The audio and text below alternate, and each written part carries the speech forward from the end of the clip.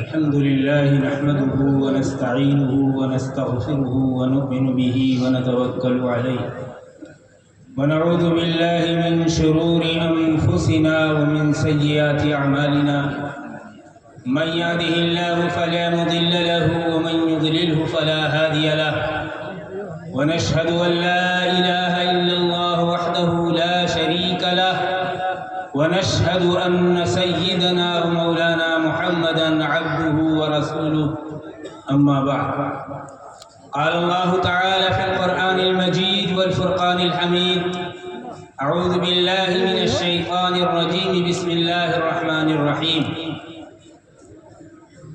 إنا نحن نزلنا الذكر وإنا له لحافظون وقال الله تعالى في موضع آخر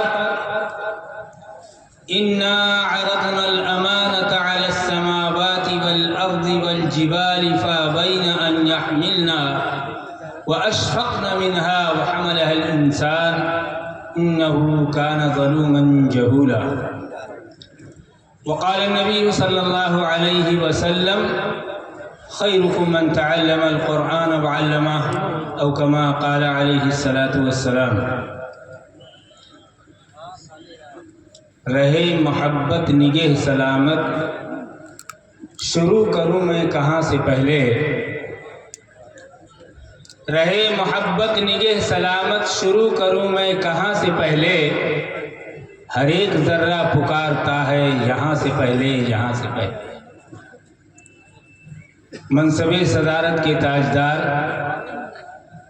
اسٹیج پہ تشریف فرما معزز اور موقر علماء کرام اور سامنے بیٹھے ہوئے سامعین حضرات اور میری پردہ نشین مائیں اور بہنیں حضرات، یہ دستار بندی کا جلسہ ہے اور ذہن میں تو بہت سی باتیں آتی ہیں، کن کن موضوع کے اوپر آپ سے گفتگو کی جائے۔ قرآن کا مسئلہ ہے، نکاح اور طلاق کا مسئلہ ہے، اسی طریقے سے مدارس اسلامیہ کا مسئلہ ہے، ہمارے عزت و وقار کا مسئلہ ہے، مساجد کا مسئلہ ہے، زکوٰۃ و صدقات کا مسئلہ ہے، نماز کا مسئلہ ہے۔ اس طریقے سے نہ معلوم کتنی چیزیں ہیں، سب کو تو ہم آپ کے سامنے بیان نہیں کر سکتے، چونکہ یہ دستار بندی کا جلسہ ہے، قرآن کی عظمت کا مسئلہ ہے، قرآن کے سلسلے میں یہ مجلس سجائی گئی ہے، اس سلسلے میں چند باتیں آپ کے سامنے عرض کرنا چاہتا ہوں۔ مجھے 20 منٹ کا موقع ملا ہے، میں انشاءاللہ اپنی بات 20 منٹ کے اندر سمیٹنے کی کوشش کروں گا۔ حضرات،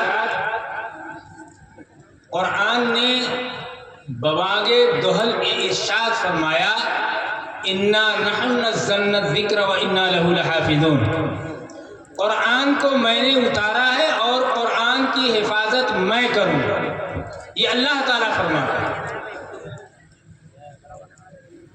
اللہ تعالیٰ نے قرآن مجید کے علاوہ 3 اور بڑی کتابیں آپ نے نازل فرمائی، توریت، زبور، انجیل، اور اس کے علاوہ چھوٹی چھوٹی کتابیں جس کو کہا جاتا ہے کتابچے کہا جاتا ہے، اسے ہم عربی میں صحیفہ کہتے ہیں، دیگر انبیاء علیہ السلام پر اللہ تبارک و تعالیٰ نے نازل فرمائی، لیکن کسی بھی کتاب کے بارے میں اللہ تعالیٰ نے یہ نہیں فرمایا یہ صحیفہ میں نے نازل کیا ہے، اس کی حفاظت میں کروں گا، توریت کو میں نے اتارا ہے، اس کی حفاظت میں کروں گا، انجیل کو میں نے اتارا ہے، اس کی حفاظت میں کروں گا، زبور کو میں نے اتارا ہے، زبور کی حفاظت میں کروں گا۔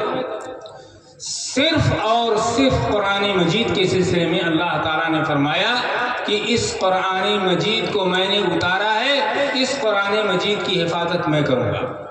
یہی وجہ ہے کہ جب سے قرآن مجید نازل ہوا اس وقت سے لے کر کے اب تک اور انشاءاللہ قیامت تک اسی طرح سے قرآن مجید باقی رہے گا۔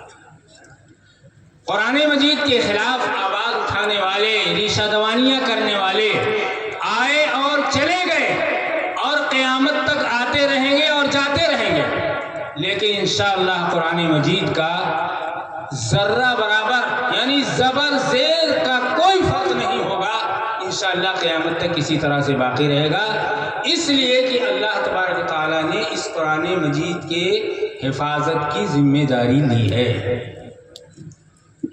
اور یہ جو ننھے منھے بچے ہیں 8 سال کے 10 سال کے، جن کے بارے میں آتا ہے کہ فرشتے ان کے قدموں کے نیچے پر بچھاتے ہیں،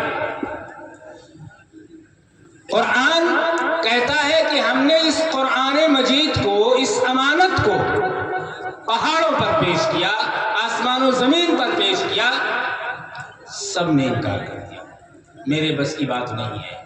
وَحَمَلَهَا الْإِنسَانُ، اور انسان نے اس کو جو ہے اٹھا لیا۔ اور اس قرآن مجید کی حفاظت کی ذمہ داری 8 سال 10 سال کے بچے جو قرآن مجید کو پڑھتے ہیں، آپ کوئی معمولی سمجھتے ہیں؟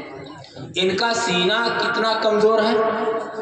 یہ بڑے بڑے لوگ قرآن مجید کو نہیں یاد کر سکتے، لیکن یہ چھوٹے چھوٹے بچے جن کو یہ نہیں معلوم ہے کہ الحمدللہ رب العالمین کا کیا مطلب ہے، ان کو یہ نہیں معلوم ہے کہ قرآن مجید کے اندر جو چیزیں لکھی ہوئی ہیں اس کا کیا مطلب ہے، قرآن مجید کو یاد کرتے ہیں، اور اللہ تعالیٰ نے اسی سینے کو قرآن کی حفاظت کا سبب اور ذریعہ بنا لیا۔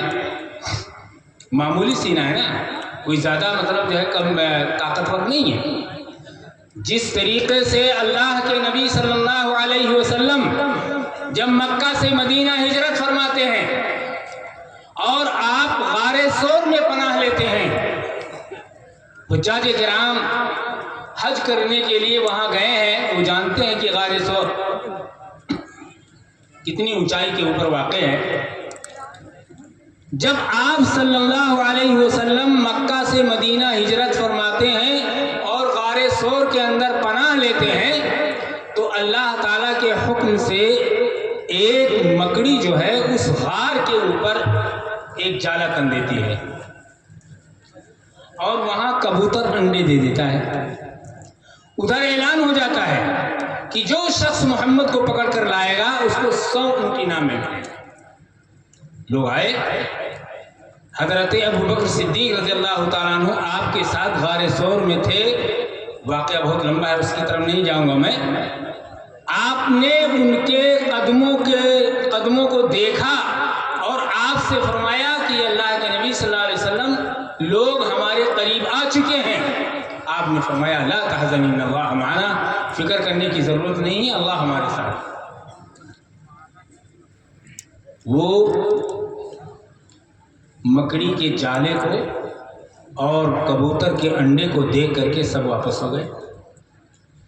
میرے کہنے کا مقصد یہ ہے کہ جس طریقے سے اللہ تبارک و تعالیٰ نے اپنے محبوب کی حفاظت ایک مکڑی کے جالے کے ذریعے سے کی، کبوتر کے انڈے سے کی، ایسے ہی اللہ تبارک و تعالیٰ نے اپنے قرآن مجید کی حفاظت کا جو سبب یہ ننھے منھے بچے جو قرآن مجید پڑھتے ہیں اور اپنے سینوں میں محفوظ کرتے ہیں، ان کا کیا مرتبہ۔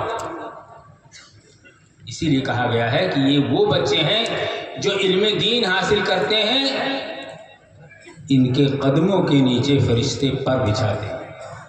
مچھلیاں پانی میں، ذرے خاک میں برگو شجر، نیک عالم کو دعا دیتی ہیں ہر شاموں سے۔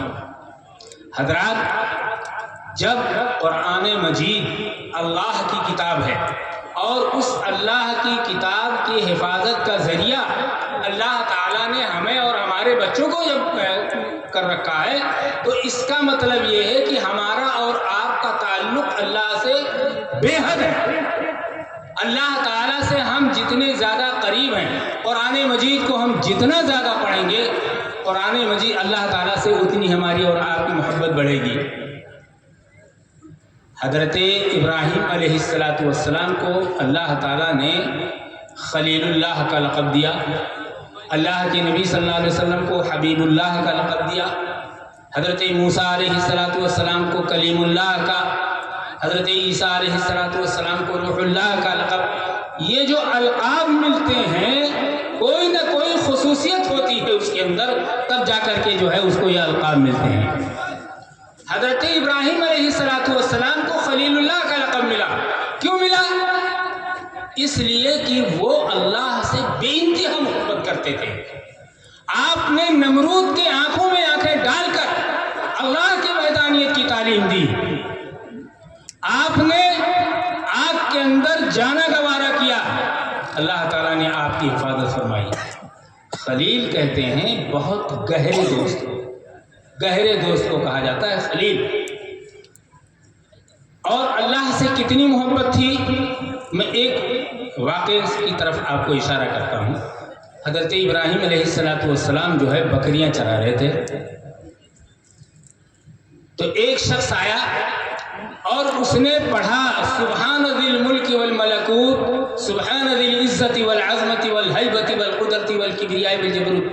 یہ ہم تراویح کے اندر پڑھتے ہیں اور اس کے اندر اللہ کی وحدانیت، اللہ کی خالقیت اور اللہ کی حمد و ثنا بیان کی گئی ہے۔ حضرت ابراہیم علیہ السلام کو بڑا پسند آیا، تو حضرت ابراہیم علیہ السلام نے کہا کہ بھائی ذرا ایک بار سنا دو اور۔ تو اس شخص نے کہا کہ میں سنا تو دوں لیکن اس کے بدلے میں آپ مجھے کیا دو گے؟ تو حضرت ابراہیم علیہ السلام نے فرمایا کہ میری جو بکریاں ہیں ان بکریوں میں سے آدھی بکریاں تمہیں دے دوں گا۔ چلو ٹھیک ہے، دے دی اور کہا کہ ذرا سنا دو۔ اس نے سنا دیا سبحان ذی الملک والملکوت آخر تک۔ اس کے بعد حضرت ابراہیم علیہ السلام سے رہا نہیں گیا، حضرت ابراہیم علیہ السلام نے کہا بھائی ذرا ایک بار اور سنا دو۔ تو اس شخص نے کہا کہ ایک بار اور میں اگر سنا دوں تو پھر تم کیا دو گے؟ تو حضرت ابراہیم علیہ السلام نے کہا کہ جو بکریاں بچی ہوئی ہیں ان بکریوں کو دے دوں گا۔ چنانچہ انہوں نے وہ بکریاں بھی دے دی۔ پھر کہا سناؤ، سنا دیا۔ لیکن جس سے محبت ہو جاتی ہے، جس سے عشق ہو جاتا ہے، اس کی گلی بھی اچھی لگتی ہے۔ اللہ تعالیٰ سے اس قدر محبت تھی، حضرت ابراہیم علیہ السلام نے کہا کہ بھائی ذرا ایک بار اور سنا دو۔ تو اس شخص نے کہا کہ ابراہیم اب تو تمہارے پاس بکریاں بھی نہیں بچی ہیں، اب کیا دو گے؟ حضرت ابراہیم علیہ السلام نے کہا کہ بھائی اللہ کی حمد و ثنا بیان کرو، ان بکریوں کو چرانے کے لیے میں تمہارے ساتھ چلوں گا۔ محبت دیکھیے اللہ تعالیٰ کی۔ تو میرے دوستو وہ شخص کیا کہتا ہے؟ ابراہیم میں کوئی انسان نہیں ہوں، میں تو اللہ کی طرف سے بھیجا ہوا ایک فرشتہ ہوں، تمہارا امتحان لینے کے لیے حاضر ہوا تھا، تم امتحان میں 100 کے 100 نمبر لے۔ تو جب ہمارا اور آپ کا تعلق قرآن سے ہے اور قرآن اللہ تعالیٰ کی کتاب ہے، تو ظاہر ہے کہ ہماری اور آپ کی محبت اللہ سے ہونی چاہیے۔ جس طریقے سے حضرت ابراہیم علیہ السلام نے اللہ تعالیٰ سے محبت کی تو بھڑکتے ہوئے نمرود کے شعلوں سے بھی آپ کی حفاظت فرمائی، آپ کے بچے کی حفاظت فرمائی۔ حکم ہوتا ہے کہ اپنے لاڈلے کو میری راہ میں قربان کر دو، اللہ تعالیٰ نے اس کی حفاظت فرمائی۔ تو اسی طریقے سے جب ہم اللہ سے محبت کریں گے تو میرے دوستوں اور بزرگوں ہماری اور آپ کی اللہ حفاظت فرمائے گا۔ قرآن مجید کے پڑھنے والے، قرآن مجید کو پڑھانے والے، حدیث میں آتا ہے خیرکم من تعلم القرآن وعلمہ، تمہیں بہترین شخص وہ ہے جو قرآن کو سیکھے اور سکھلائے۔ یہ کسی اور کی بات نہیں ہے، یہ اس محمد الرسول اللہ صلی اللہ علیہ وسلم کی زبان مبارک سے نکلا ہوا کلمہ ہے جو اللہ کے نبی صلی اللہ علیہ وسلم نے فرمایا کوئی کتنا بھی بڑا مالدار ہو، کوئی کتنا بھی بڑا جاگیردار ہو، اس کی وہ اہمیت نہیں ہے جو اس قرآن کے پڑھنے والے اور قرآن کے پڑھانے والے۔ حضرات، امام ابو عاصم رحمۃ اللہ علیہ ایک تابعی ہیں، امام ابو عاصم رحمۃ اللہ علیہ ایک تابعی ہیں، مسجد نبوی کے اندر قرآن مجید کو پڑھاتے ہیں، اور کچھ دن پڑھانے کے بعد جب وہ امام ابو عاصم رحمۃ اللہ علیہ اپنے بچوں کو ایک دن پڑھانے کے لیے حاضر ہوئے تو طلبہ کہتے ہیں کہ حضرت آج آپ کون سی خوشبو لگا کر کے آئے ہیں؟ آپ جب بولتے ہیں تو آپ کے زبان مبارک سے ایسی خوشبو آتی ہے کہ ہم اس کو تصور بھی نہیں کر سکتے، ایسی خوشبو تو ہم نے کبھی سنی نہیں، کبھی سونگھی نہیں۔ استاد سے طالب علم نے پوچھا، اس کو درکنار کر دیا۔ ایک دن، دو دن، تین دن، اس طریقے سے جو ہے امام ابو عاصم رحمۃ اللہ علیہ آتے اور بچوں کو پڑھا کر کے جاتے، لیکن اس کی زبان مبارک سے جو الفاظ نکلتے تھے اس میں خوشبو ہی خوشبو آ رہی تھی۔ لیکن جب طلبہ جو ہے اساتذہ سے بہت زیادہ اصرار کرتے ہیں تو استاذ کو مجبور ہونا پڑتا ہے اس کو بتانے کے لیے۔ تو جب طلبہ نے اصرار کیا تو امام ابو عاصم رحمۃ اللہ علیہ فرماتے ہیں کہ عزیز طلبہ، آج سے چند دن پہلے میں نے نبی پاک صلی اللہ علیہ وسلم کو خواب میں دیکھا۔ نبی پاک صلی اللہ علیہ وسلم نے فرمایا، ابو عاصم تم قرآن مجید کو پڑھاتے ہو، تمہارا پڑھانا مجھے اتنا اچھا لگتا ہے، اتنا اچھا لگتا ہے کہ میں لاؤ تمہارے لبوں کا بوسہ لے لوں۔ جب سے میں نے یہ خواب دیکھا ہے اس وقت سے میری زبان سے اور میرے منہ سے خوشبو آتی ہے۔ کتنا بڑا مرتبہ ہے قرآن مجید کا، آپ تصور نہیں کر سکتے۔ میرے بزرگوں اور دوستوں، اس قرآن مجید کی اہمیت کو سمجھیے۔ آج میں آپ حضرات کو اس اسٹیج سے ایک پیغام دینا چاہتا ہوں، جن کے بچے قرآن مجید پڑھ رہے ہیں، بہت باوقار، بہت باعزت، بہت باعظمت ہیں وہ لوگ، لیکن جن کے یہاں اولاد ہے اور ابھی وہ اس لائق ہیں، یا جن کے یہاں ابھی اولاد نہیں ہوئی ہے، ہوگی، یہ یہاں سے بیٹھ کر کے یہ تصور کر کے جائیں اور یہ عزم کر کے جائیں کہ انشاءاللہ اگر میرے یہاں اولاد ہوگی، لڑکا ہوگا تو میں انشاءاللہ اس کو ضرور حافظ کریں گے بھائی انشاءاللہ۔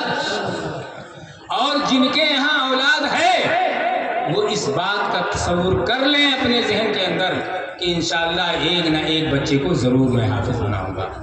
میں مبارکباد دیتا ہوں یہاں کے اساتذہ کو، 140 طلبہ جن کی دستار بندی ہو رہی ہے، کل 70 بچوں کی ہی دستار بندی ہوئی تھی، آج پھر انشاءاللہ ہوگی۔ 14 سال کے بعد یہ پروگرام ہو رہا ہے۔ اگر ہم 140 بچوں کو تقسیم کریں تو 14 کا ہے 140، یعنی ایک سال میں 10 حافظ تیار ہوتے ہیں اس مدرسے سے، اوسط درجے کے حساب سے۔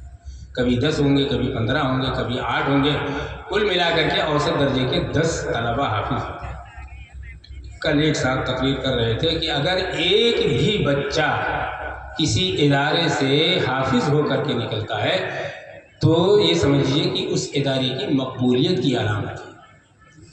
میرے دوستوں اور بزرگوں، بہت بات لمبی ہوتی جا رہی ہے، اس لیے میں آپ سبھی حضرات سے یہ گزارش کروں گا، اور شاید میرا وقت بھی پورا ہو گیا، اس لیے میں یہاں کے اساتذہ کو، یہاں کے منتظمین کو، یہاں کے طلباء کو جو حافظ ہوئے ہیں اور جو طلباء پڑھ رہے ہیں، میں ان سبھی حضرات کو مبارکباد دیتا ہوں اور دعا کرتا ہوں کہ اللہ تبارک و تعالیٰ ان اساتذہ کی خدمت کو قبول فرمائے، اور جو طلباء تعلیم حاصل کر رہے ہیں اللہ تبارک تعالیٰ ان کو عالم با عمل بنائے. وآخر دعوانا ان الحمد للہ رب العالمین. حضرات